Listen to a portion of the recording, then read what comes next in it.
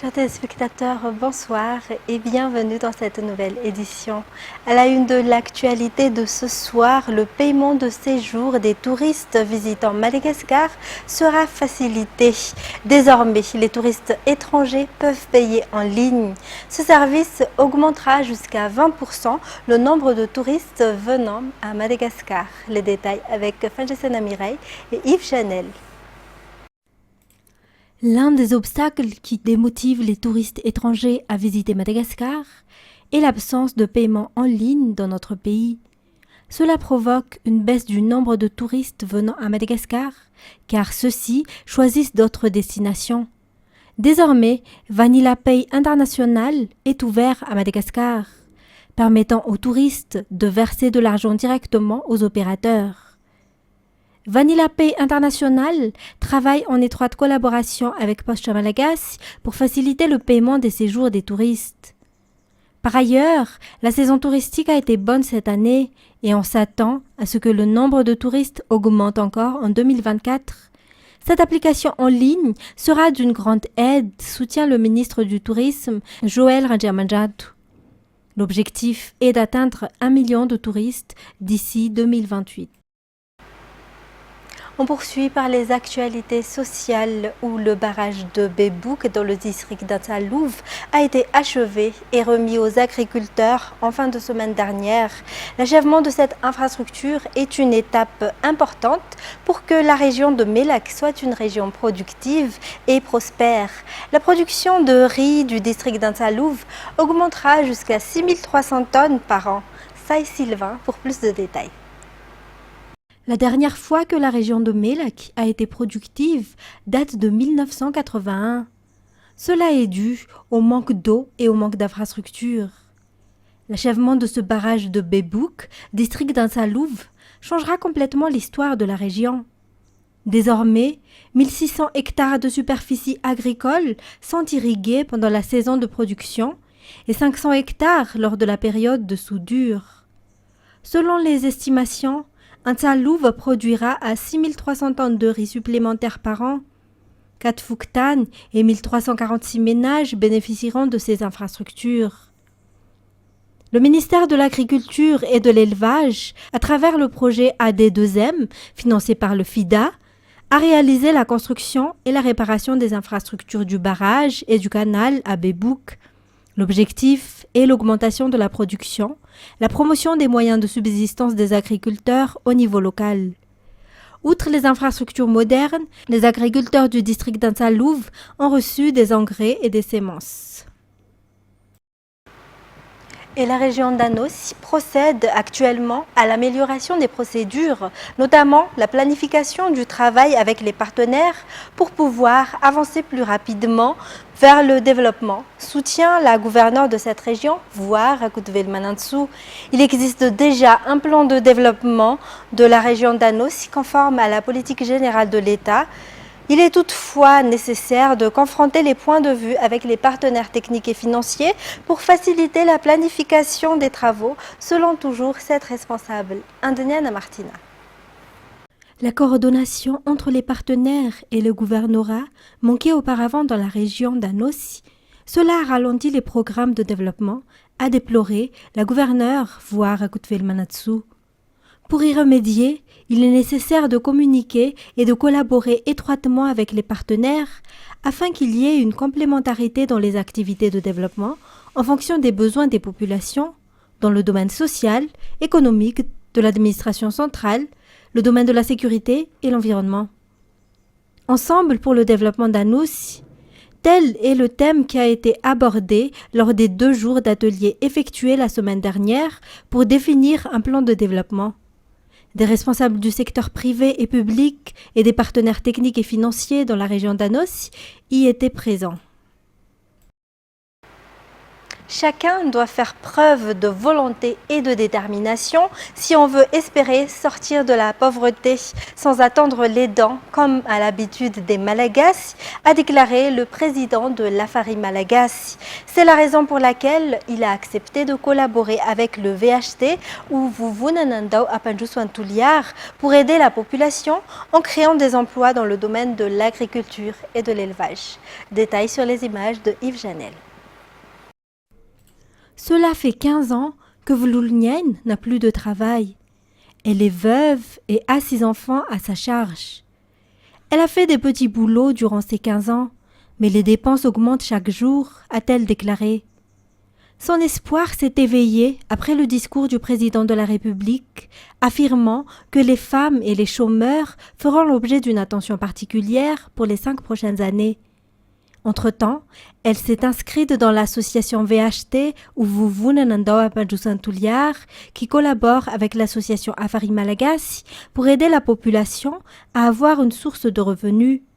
Elle œuvre dans le domaine de l'agriculture et de l'élevage, non seulement à Tuliar, mais dans tout Madagascar. Pour l'Afari Malagasy, c'est aux associations de créer de l'emploi. Tout le monde doit travailler en conséquence, a déclaré son président. Chacun devrait également être déterminé et avoir la volonté de travailler au lieu d'attendre des dents comme à leur habitude. De nombreuses personnes qui ont des projets sérieux en termes d'agriculture et d'élevage sont venues s'inscrire aujourd'hui à Nusatu. Dans les actualités sportives, l'élection du président de la Fédération malagaise de natation n'a pas eu lieu samedi dernier. Elle sera reportée au 27 janvier 2024.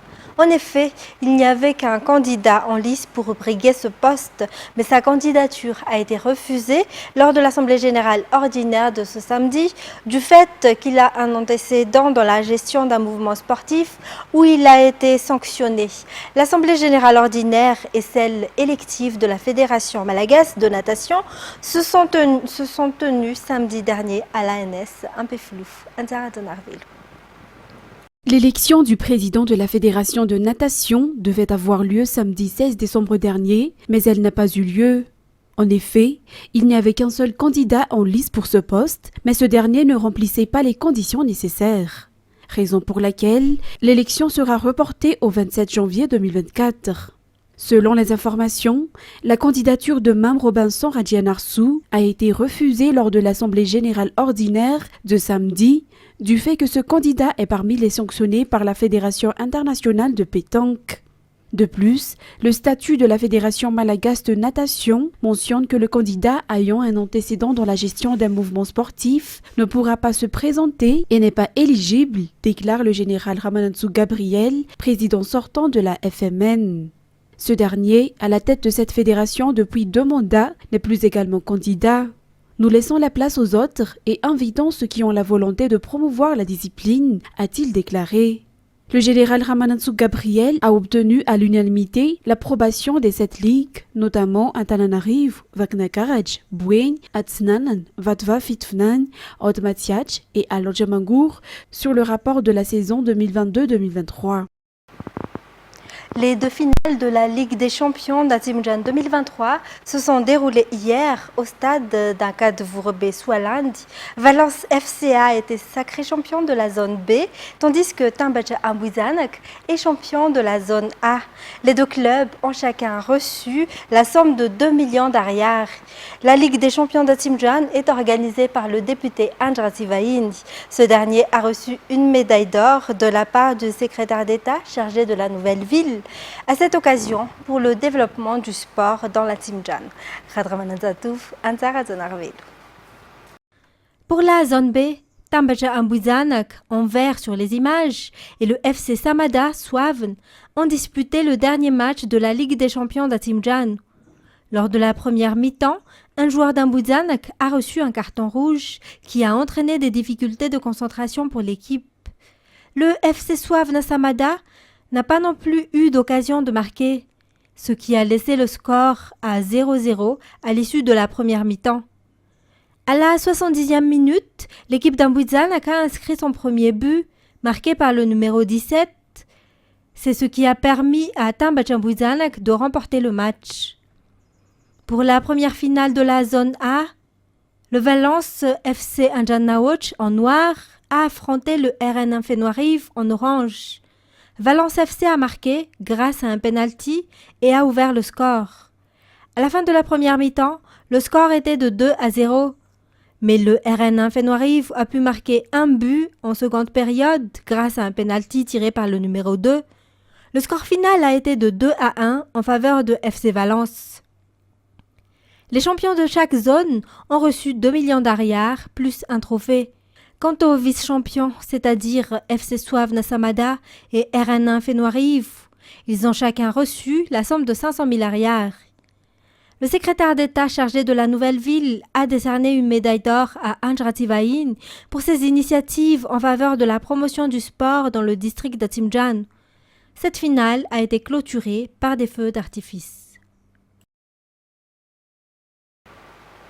Et puis, 3 équipes de la Pro League et une équipe de la Ligue 1 d'Analamangue se sont qualifiées pour les demi-finales de la compétition de foot organisée par le Ligue Analamangue, dénommée Grand Tournoi d'Antananarive ou GTA. Tous les matchs des quarts de finale de cette compétition ont été effectués ce week-end. La rencontre entre le CFFA Andouran Foot et LGCO+, a été le plus attendue par les amateurs de foot à cette occasion. Anzara Zonarville.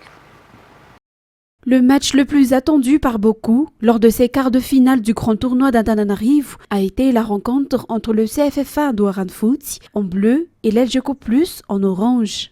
Au bout du suspense, l'LGCO+ a battu le CFFA à la suite des prolongations sur le score de 1-0 sur un pénalty transformé par Dodi à la 114e minute. Le gardien de but du CFFA Andouran Foot a commis une faute sur Liv dans la surface. Les deux équipes ont raté chacune pas mal d'occasions et elles se sont séparées sur un score nul et vierge au terme du temps réglementaire et elles ont dû procéder aux prolongations et la chance a penché vers l'LGCO+. Par ailleurs, la Jessaya a éliminé le club andéen régional sur le score de 1-0. Le Disciple FC s'est imposé par 3-0 contre le COSFA et l'US Pro a battu le Disciple FC Espoir sur le score net de 5-0. Comme lors des quarts de finale, un tirage au sort déterminera le calendrier des demi-finales prévu se tenir le 7 janvier et la finale aura lieu le 14 janvier selon les informations. Pour terminer les actualités locales, la commune rurale de Swaland a été dotée d'un terrain mixte. Le secrétaire d'État chargé de la nouvelle ville a remis cette nouvelle installation aux habitants hier. Un reportage de Radraman Zatouf et Asnara Falzonar. Un pôle urbain qui comprend un terrain mixte où l'on peut jouer au basket, au volley et au hand. Une salle de danse et une salle des fêtes a été construite dans la commune de Swaland. Pour rappel, au mois de juillet 2022, les habitants, notamment les jeunes amateurs de sport, ont demandé la construction d'un terrain de basket. Un an plus tard, le projet qui a été accepté a reçu un financement et la nouvelle infrastructure a été remise hier par le secrétaire d'État chargé de la nouvelle ville à la population d'Akadvourbé. Le nouveau stade a été inauguré lors de la compétition de basket organisée par les élèves du lycée d'Atimjan. Les étudiants de Tanzambatu ont remporté la médaille d'or et la médaille d'argent dans la catégorie féminine, tandis que les élèves d'Ankaraobatu ont remporté la médaille d'or et la médaille d'argent dans la catégorie masculine.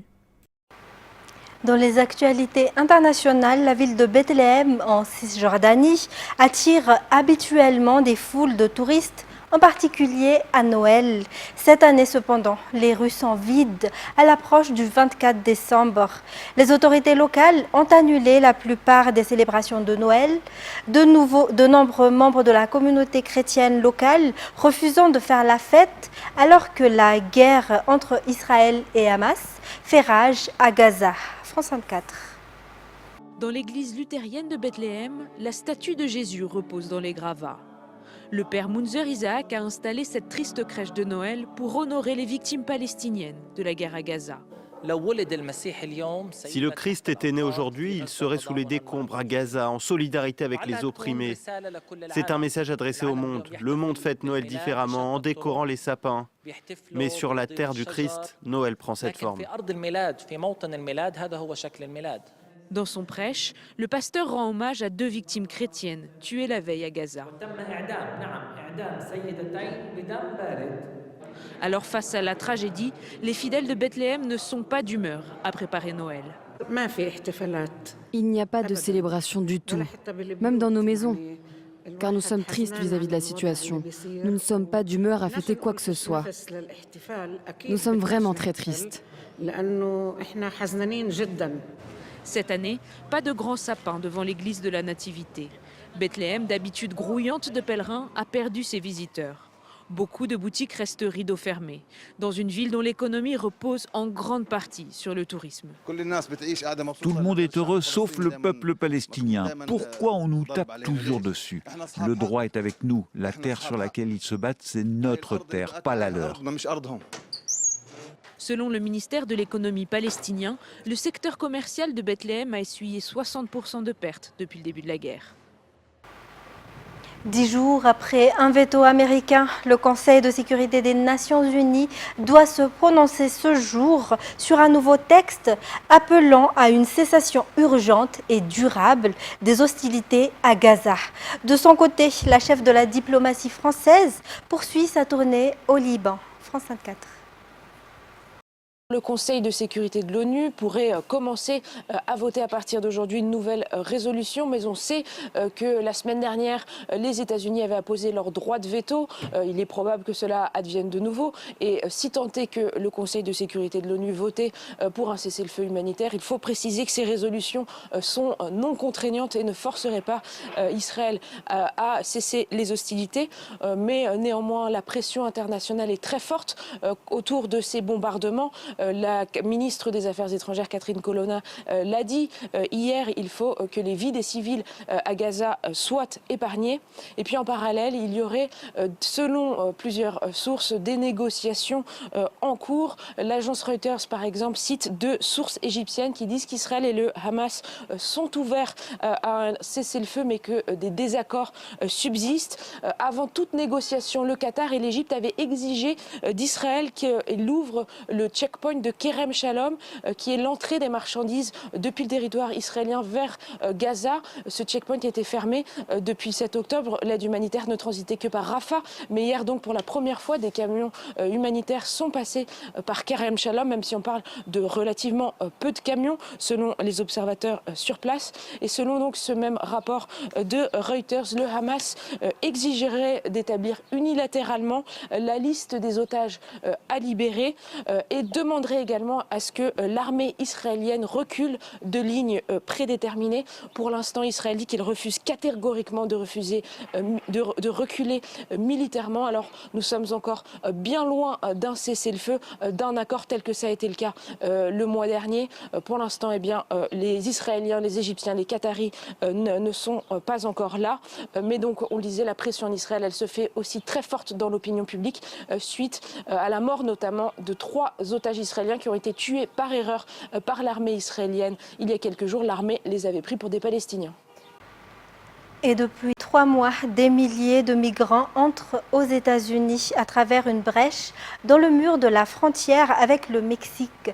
Ils viennent du monde entier, de Chine, d'Équateur, du Cuba, de Turquie ou encore de l'Inde. Mais cette fois-ci, les autorités les forcent à rester dans des camps de fortune où ils attendent que leur dossier soit traité. Ils ne reçoivent aucune aide du gouvernement. France 24. C'est un flot quasi continu. Amenés par des passeurs à bord de voitures comme celle-ci, les migrants entrent sur le territoire américain par cette faille dans la barrière de sécurité.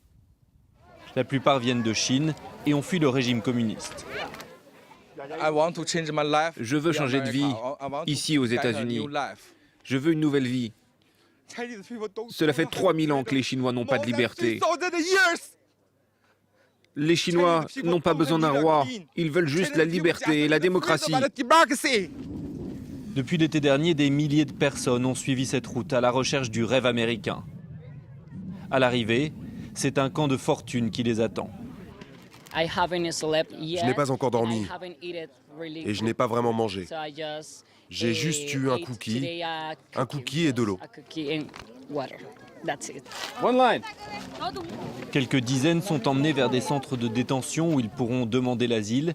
Les autres devront passer une nouvelle nuit glaciale dans le désert et ne doivent leur survie qu'aux dons et aux soins fournis par des ONG locales. Tout ce que je fais, c'est mettre des pansements à des personnes qui ont besoin d'une vraie aide médicale. Le gouvernement américain devrait s'occuper de ces gens, leur donner de la nourriture, de l'eau, le minimum pour survivre. Ce n'est pas la faute des gens qui interviennent ici, tout ça, c'est parce que notre processus d'immigration est défaillant. Une nouvelle crise qui met en évidence l'échec de l'administration Biden. À moins d'un an de l'élection, le président se voit reprocher d'un côté une politique trop brutale en matière d'immigration, de l'autre, un manque de fermeté. Mesdames et messieurs, c'était les essentiels de cette édition. Merci à vous de l'avoir suivi. Je vous donne rendez-vous demain pour de nouvelles actualités. Au revoir et bonne soirée sur Viva.